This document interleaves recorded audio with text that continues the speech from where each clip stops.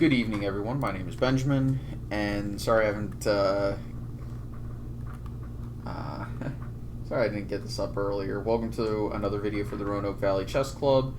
I do have some small announcements. In the coming weeks, we should be getting some of our other club members to start submitting some videos for y'all to enjoy, and it's going to be Isaac and Drew, and maybe a few other members might help out. And we decided this would be best in order to make sure that content isn't, overly repetitive. Some other people's games get involved, and, other people get to speak about it. Today we are doing, I guess I can't do that because of my name being somewhere.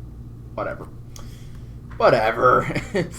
We're going to be doing an in-depth game review, and this game was actually from 2018, back before I switched my opening back to the Sicilian. This was back when I played the Marshal as black, and we got very close to seeing a Marshal. But my opponent played an anti-Marshal, wow.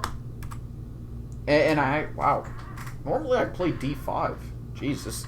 This was a long time ago. I don't remember what I played. I do remember some key moments. I just didn't remember exactly what happened in the opening. Okay, so breaking there. Okay, we're going to restrict c3 and hopefully d4 expansion through that. Grabbing space on the queen side and kind of preventing me from rerouting some of my pieces. I take the time to pin the knight, and I keep it pinned, because when you pin a piece, you need to keep it pinned under most circumstances. And you'll see the idea that I had if he ever played g4 later in the game, and it's kind of a standard idea.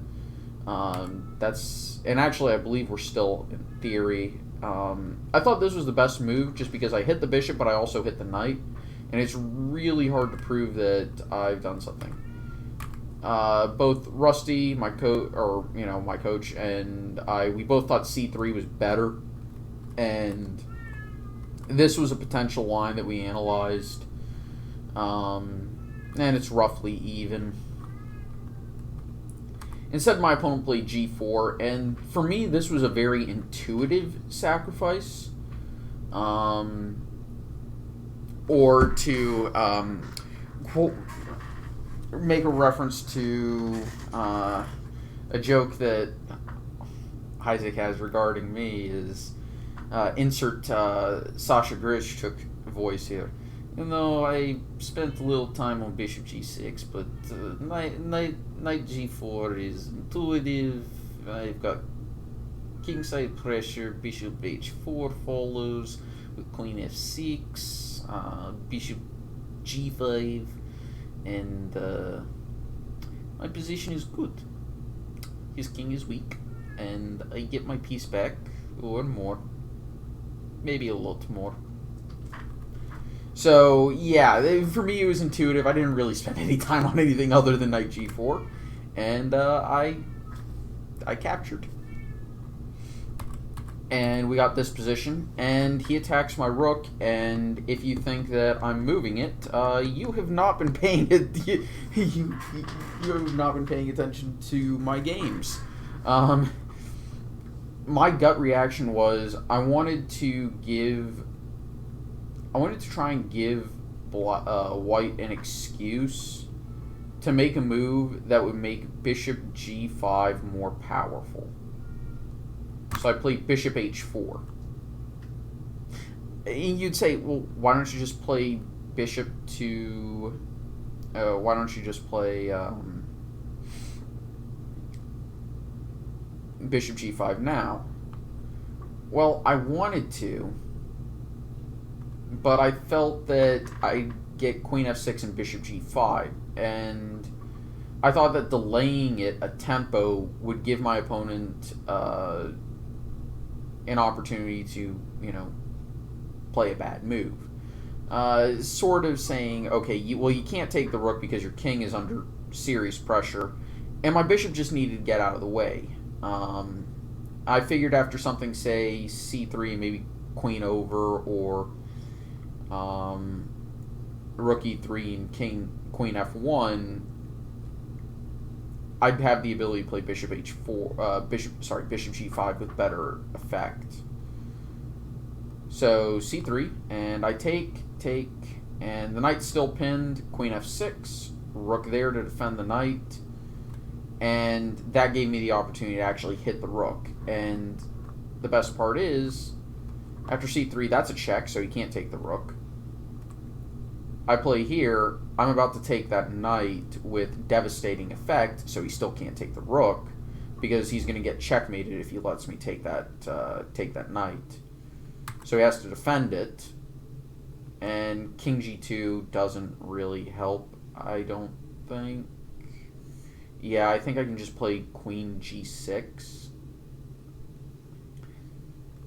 And position is not good for him, so rook there defends it, and I thought he had to play king g2. This was not played in the game, and I'd still have a pretty devastating position.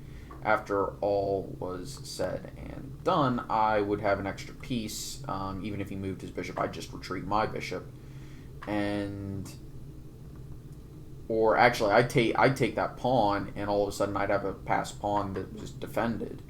So yeah, he can't afford. He has to take that, and this was the principal variation I calculated. If he if he played king g2, this was the principal variation I calculated, and I thought this was just better for me. Instead, he played. Oh, he did actually play. Really? Okay, here's what happens if he takes. I take the rook, obviously. Take that, and it doesn't really matter. I'm up. What is that? I'm up 2 pawns, but those 2 pawns are connected and they're passed, and his king is extremely weak. And sure, he may take 1 pawn back, but he's not going to break through with that. And his bishop is going to have a very difficult time actually breaking out. Now I've got ideas like queen g5 and just working on, stuff like that. So that was another option that he had. So I think what it was is he did actually play king g2, and I played queen h6. Yeah, okay. This is where my opponent resigned, because all of his options are bad. Obviously, if he retreats, obviously the big threat is queen h3, and you're getting checkmated in very short order.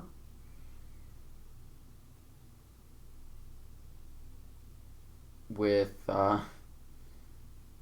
bishop to f4, so queen h3, king g1, bishop f4, and I'm about to take on f3 and win the game, and there's nothing, I don't think there's anything black can do to stop that either.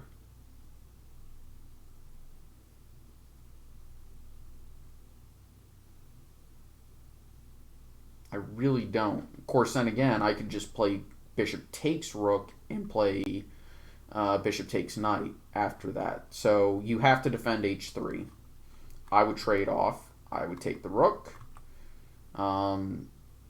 Obviously, you don't want to take my bishop, because then I take your knight, and then I'm up in exchange. And I think I would have the tempo. But point is,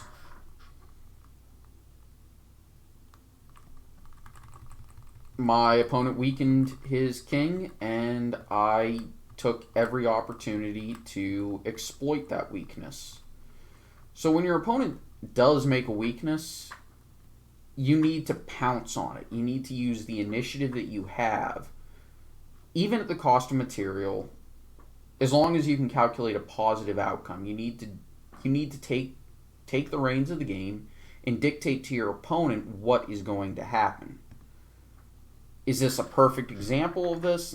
Probably not. I mean, it's probably rife with miscalculations, but it does show that when you apply pressure to a weakness that has been created, most players, even strong players, this person was an A-class player, even stronger players are going to bend and probably even break under extreme pressure if your calculation skills are good enough to justify any aggression.